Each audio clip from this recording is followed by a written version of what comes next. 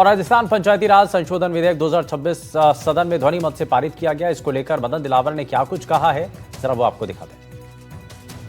हमारे साथ हैं पंचायती राज मंत्री मदन दिलावर, उनसे बात करते हैं। मदन जी, महत्वपूर्ण विधेयक आज पारित करा लिया, क्या मंशा है सरकार की इस विधेयक?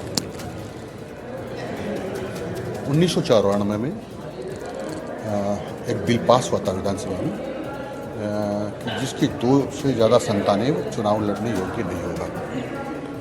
उस समय जनसंख्या नियंत्रण करना आवश्यक था, क्योंकि जनसंख्या की बहुत विस्फोटक स्थिति हो रही थी।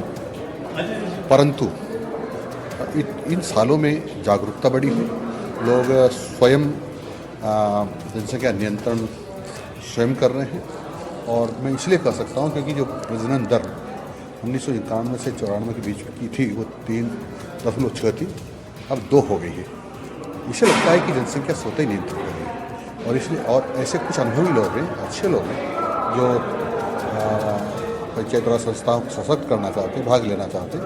और इसलिए अभी बिल ये लाया गया है कि 2 से ज़्यादा संतान वाला भी चुनाव लड़ सकता है। यानी जो बंधन था 2 से ज़्यादा संतान वाला चुनाव नहीं लड़ सकता, उसको हटा दिया गया है। कांग्रेस के विधायक तो ये भी कह रहे थे कि यू टर्न मंत्री हैं, उनको भी आपने जवाब दिया तेलंगाना? मैंने जवाब दिया है कि इन्होंने ही 2023 में यही कर्मचारियों पर जहां प्रमोशन पाबंदी थी 2 से ज़्यादा बच्चों पर, यही लेकर के आए थे कि इसको उस बंधन को ख़त्म किया जाए।